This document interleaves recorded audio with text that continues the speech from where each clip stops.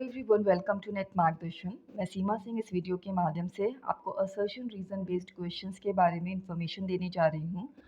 कई स्टूडेंट्स को assertion reason के क्वेश्चंस को अटेम्प्ट करने में काफ़ी डिफ़िकल्टी का सामना करना पड़ता है। काफ़ी प्रॉब्लम आती है इस तरह के क्वेश्चंस को करने में। मैंने जो है इसके रिगार्डिंग काफ़ी ऐसी इन्फॉर्मेशंस प्रोवाइड की है जिसमें कि आपको सरलता होगी कि इस तरह के क्वेश्चंस ईज़िली आप जो है अटेम्प्ट कर सकते हैं और एक्यूरेट आपके क्वेश्चन हो सकते हैं। आइए देखते हैं इस वीडियो को। आई होप कि ये वीडियो आपके लिए बहुत ही हेल्पफुल साबित हो और इस वीडियो को पूरा देखें ताकि इस वीडियो का आपको लाभ मिल सके। असर्शन रीज़न को सबसे पहले जान लेते हैं कि असर्शन का क्या मतलब होता है, रीज़न का क्या मतलब होता है, असर्शन किस शब्द से लिया गया है। उनके अर्थ को जानेंगे तो हम हो सकता है कि उसके क्वेश्चंस को आसानी से कर सकें। तो मैंने पहले पेज में जो है यहाँ पर असर्शन के बारे में बताया है। असर्शन का मतलब होता है कि दृढ़ कथन, निश्चयपूर्वक कथन और दावा। यानी कि अगर हम इसका जो है डेफिनेशन पढ़ें तो a statement that says you strongly believe that something is true, कि ऐसा स्टेटमेंट, ऐसा कथन या बयान जो स्ट्रांगली जैसे आप उस पर बिलीव करते हैं कि यही सच है। इस तरह के कथन जो होते हैं वो असर्शन होते हैं। असर्शन असर्ट शब्द से लिया गया है कि असर्ट का क्या मतलब होता है, टू से समथिंग क्लियरली एंड फॉर्मली, कि स्पष्ट रूप से और बलपूर्वक कुछ कहना, ये असर्ट होता है, उसी से असर्शन बना। रीज़न जो होता है कि असर्शन रीज़न के क्वेश्चन में जो रीज़न होता है उसका क्या अर्थ होता है, ये एक कॉज़ होता है। मतलब कि किस कारण से हुआ, तो वो असर्शन का कारण बताने के लिए इसको दिया जाता है। तो रीज़न का अर्थ है कि अ कॉज़ और an explanation for something that has happened. कारण है, व्याख्या है या औचित्य वर्णन है किसी घटना या कार्य का। अब यहाँ पर एक नोट मैंने दिया हुआ है कि अभिकथन एक ऐसा कथन है जहाँ हम किसी विशेष विषय के लिए दिए गए तथ्य को देख सकते हैं और कभी-कभी वे सामान्य ज्ञान पर आधारित होते हैं। दूसरी ओर तर्क कथन 2, यानी कि स्टेटमेंट 2 जो 2 होता है रीज़न, वो पहले कथन को सिद्ध करने के लिए होता है। दूसरी ओर जो रीज़न होता है वो पहले कथन को सिद्ध करने के लिए होता है। तो यहाँ पर ओवरऑल इसका क्या मतलब हुआ कि जो अभिकथन है वो एक ऐसा कथन है जिसमें कि कोई भी यूनिट से कोई टॉपिक लिया जाता है जिसके बारे में आपने उसके कंसेप्ट के बारे में पढ़ा होता है, तो उससे आधारित, उस पर आधारित वो क्वेश्चन होते हैं।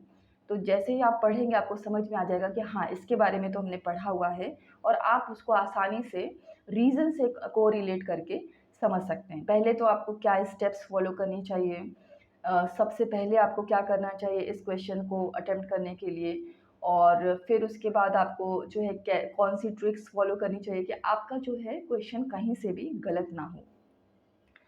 पहले आपको यूनिट की प्रॉपर नॉलेज होनी चाहिए कि जो भी आपने कंसेप्ट पढ़ा हो, और अगर कंसेप्ट पे आधारित क्वेश्चन आया है तो वो आपको आसानी से करने में हेल्प करेगा। दूसरा है कि कहीं से जैसे ऐसे क्वेश्चंस दे देते हैं कि जो कॉमन सेंस पे आधारित होते हैं, एक जनरल क्वेश्चन दे देते हैं कि अगर आप होंगे तो उस सिचुएशन में क्या करेंगे। तो आपको क्या है कि आपको अपनी अंडरस्टैंडिंग, अपना कॉमन सेंस और अपना लॉजिकल रीजनिंग लगा के उस तरह के क्वेश्चंस को समझ के सॉल्व करना होता है। अब मैंने यहाँ पर कुछ स्टेप्स दिए हैं, आप देख सकते हैं स्टेप्स।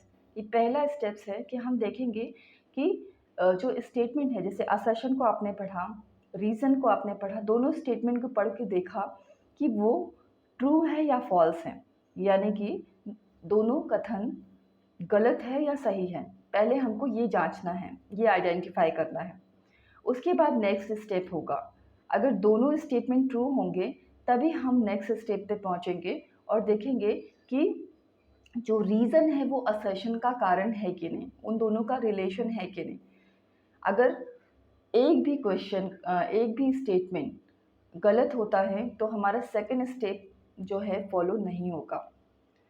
मैंने ये नोट में भी दिया हुआ है कि अगर एक भी स्टेटमेंट गलत हो हमारा सेकंड जो स्टेप होगा वो फॉलो नहीं होगा। यानी कि अगर ये दोनों जो असर्शन है और रीज़न है, दोनों अगर गलत होते हैं, ये वाला जो है आपने स्टेप फॉलो किया उससे पता चला, और आपका जो नेक्स्ट स्टेप है वो फॉलो नहीं होगा देन। ऑप्शन किस तरह के होते हैं? ऑप्शन होते हैं कि both A and R correct and R is the correct explanation of A, यानी कि पहले वाला जो स्टेप है ये कि आपका जो है ए और आर दोनों करेक्ट हैं, और आर यानी कि जो रीज़न है वो असर्शन का जो है सही एक्सप्लेनेशन है कि नहीं, तो ये संबंध बताता है। तो इस तरह से बाकी के ऑप्शन भी हैं, और कुछ 2 ऑप्शन जो होते हैं वो थोड़े से आपको अलग से लगेंगे, यानी कि अगर आपका कोई एक स्टेटमेंट ट्रू यानी कि ट्रू होने की जगह फॉल्स है, कोई एक स्टेटमेंट भी, तो हमारे ये 2 सी और डी वाले जो है ऑप्शन फॉलो होते हैं अकॉर्डिंग टू द सिचुएशन, कि कोई भी जो भी गलत हो। एक जैसे असर्शन गलत है तो आपका जो है डी वाला ऑप्शन फॉलो होगा कि ए इज़ नॉट करेक्ट, और अगर आपका जो है असर्शन सही है और आपका रीज़न गलत है तो ये वाला फॉलो होगा। तो वो आपको बहुत ध्यान से उसका आंसर देना है।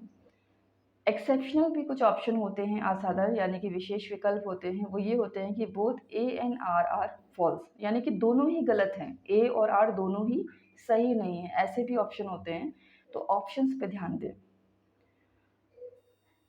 अपनी ऑब्जर्वेशन के अनुसार मैंने जो है यहाँ पर प्रॉब्लम एंड देन उसका सॉल्यूशन दिया हुआ है। प्रॉब्लम क्या होता है कि जब भी आप स्टेटमेंट को पढ़ते हैं तब आप उसको समझ ही नहीं पाते हैं, उसका एग्जैक्ट मीनिंग नहीं समझ पाते हैं। तो उस केस में आपको क्या करना चाहिए? उस केस में आपका सॉल्यूशन है कि आपको जैसे आप वर्ड्स को, जो असर्शन को पढ़ा तो उनके जो वर्ड्स होते हैं उस सेंटेंस के, तो उनको आइसोलेट यानी कि पार्ट में डिवाइड करके अपनी कन्वीनियंस के अकॉर्डिंग, जैसे आपने 2 शब्द पढ़े, फिर उसका अर्थ समझा, फिर 2 शब्द पढ़े या 3 शब्द पढ़े, तो जो भी आपकी सुविधा है उसके अनुसार पढ़ते जाएँ और उसका मीनिंग समझते जाएँ। तो इससे भी आपको जो है पार्ट में डिवाइड करके आपको जो है उसका प्रॉपर मीनिंग समझ में आ जाता है।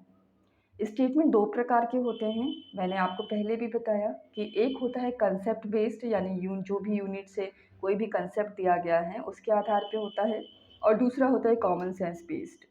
तो इन 2 प्रकार के जो स्टेटमेंट होते हैं उनको कैसे करना चाहिए वो भी मैंने आपको बताया है कि कंसेप्ट बेस्ड पे आपको जो है कंसेप्ट क्लियर होता है तो आप आसानी से कोरिलेट करके आंसर दे देते हैं, और कॉमन सेंस पे आधारित जो होते हैं वो जनरल क्वेश्चन होता है, उसमें आपको समझ के उसका आंसर देना होता है। और हम आसानी से समझ सकते हैं एक बार में पढ़ के कि जो हमारे दोनों स्टेटमेंट में है वो सही है कि नहीं है।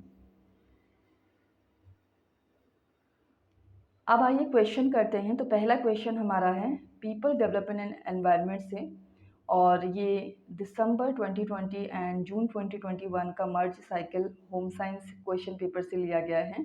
तो हमने रीसेंट पेपर ही उठाया है। पहला क्वेश्चन है, ये 8th नंबर का क्वेश्चन था। तो मैंने यहाँ पर 8th नंबर जो है यहाँ पर आपको विजिबल हो रहा होगा, 8th नंबर दिया हुआ है।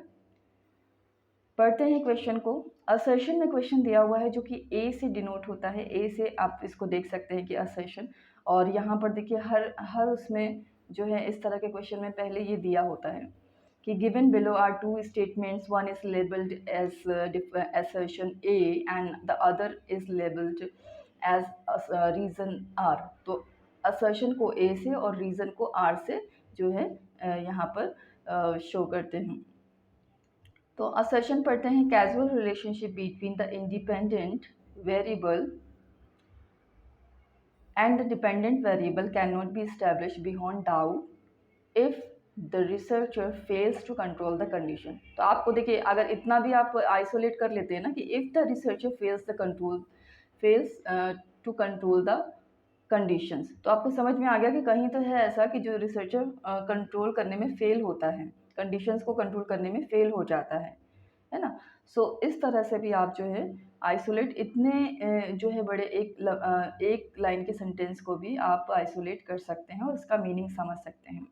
अब हिंदी में अगर इसका मीनिंग समझे तो स्वतंत्र चर जो इंडिपेंडेंट वेरिएबल होते हैं और आश्रित चर जो कि डिपेंडेंट वेरिएबल होते हैं, कि इनके मध्य जो संबंध होता है को असंदिग्ध रूप से स्थापित नहीं किया जा सकता यदि शोधकर्ता स्थिति को नियंत्रित करने में सफल रहता है। तो यहाँ पर ये बताया गया, तो हमने देखा कि हाँ ये हमें जो है करेक्ट स्टेटमेंट लग रहा है। अब हम देखेंगे दूसरा वाला करेक्ट है कि नहीं। A set of confounding variables are likely to influence the value of the dependent variable if they are not controlled by the researcher.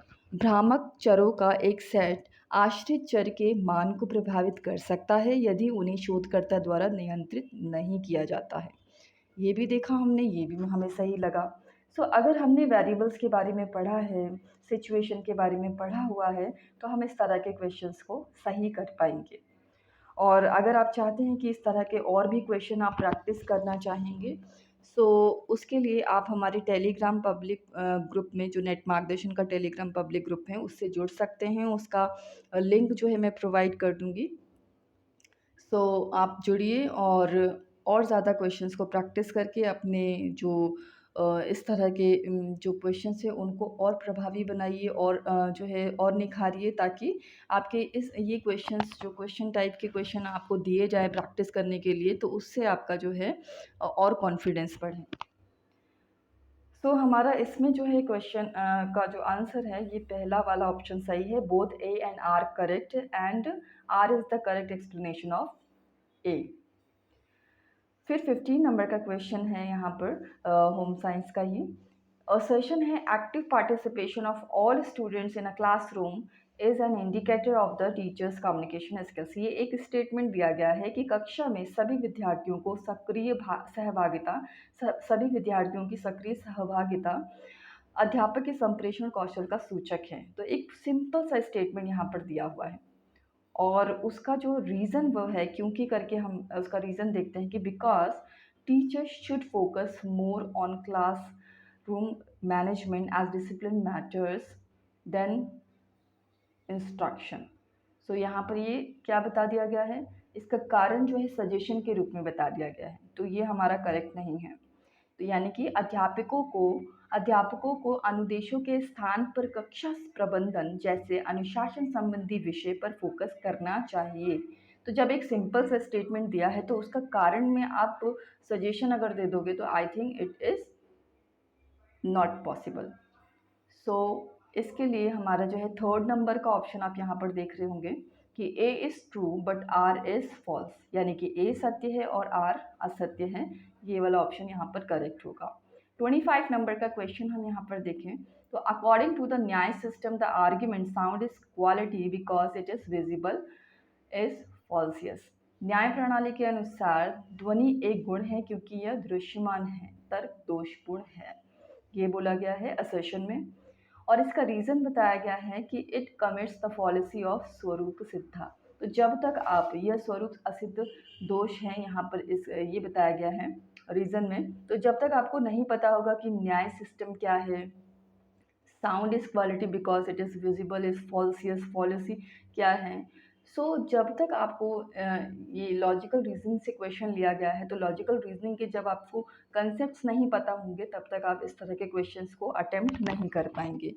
तो आपको जो है इसके बारे में सबसे पहले इन्फॉर्मेशन होनी चाहिए, देन आप इजीली इस तरह के क्वेश्चंस कर पाएंगे।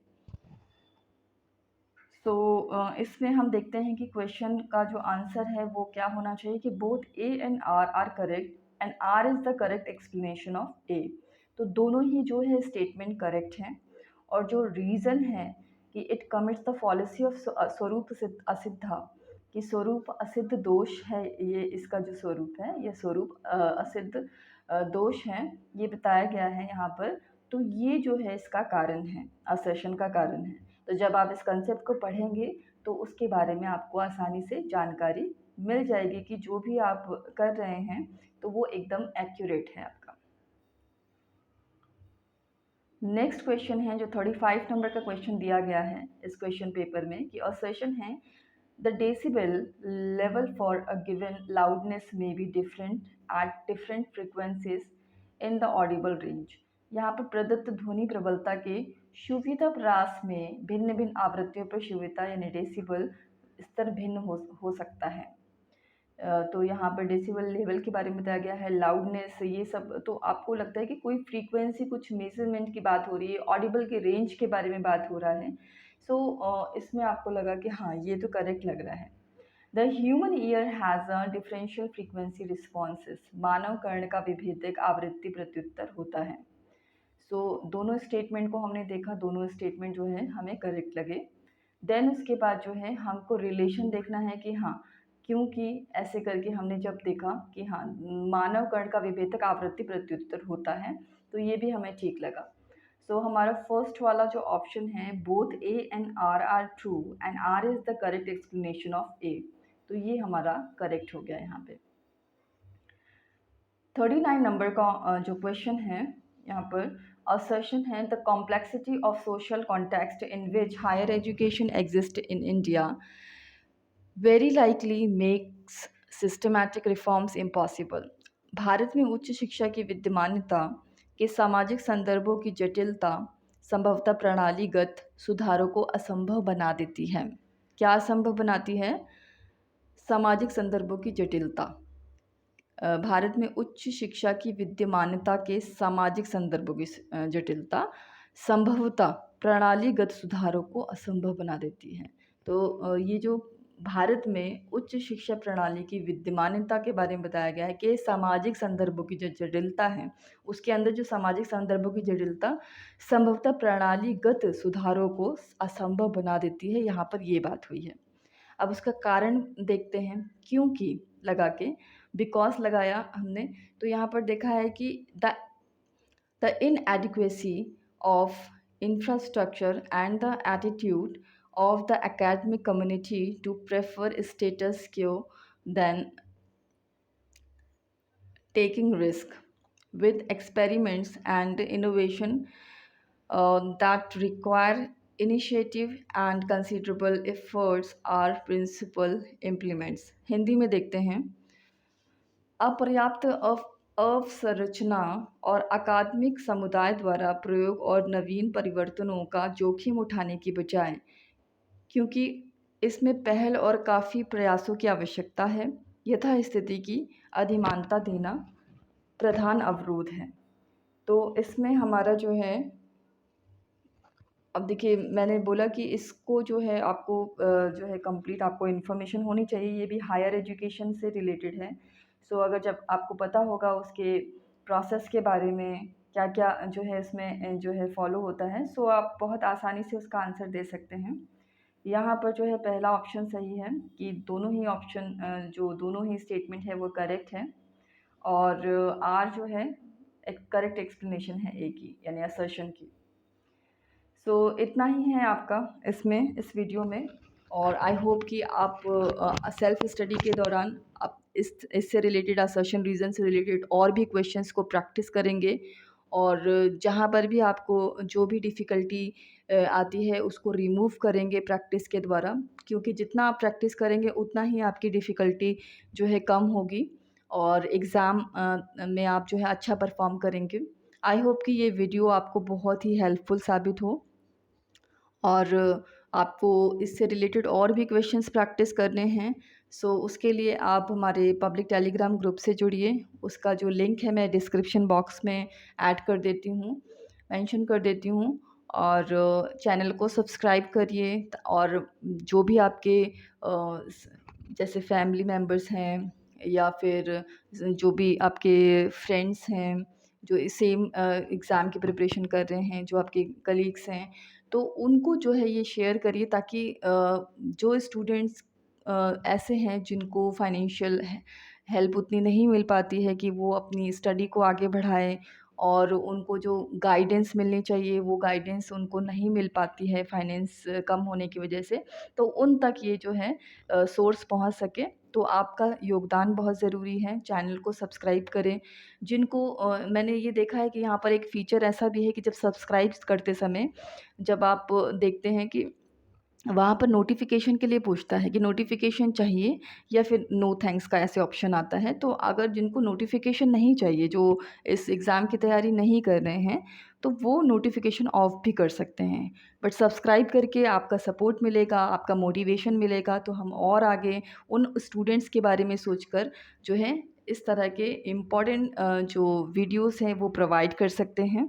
तो अभी जो है एग्ज़ाम का डेट नज़दीक है, एग्ज़ाम की डेट्स कभी भी आ सकती है, इसलिए मैं इस तरह के शॉर्ट वीडियोस बना रही हूँ, और आई होप कि ये आपके लिए जो है बहुत ही हेल्पफुल हो। Thank you so much for watching this video and God bless all of you. आप अपना एग्ज़ाम बहुत अच्छे से करके आएँ, क्रैक करें।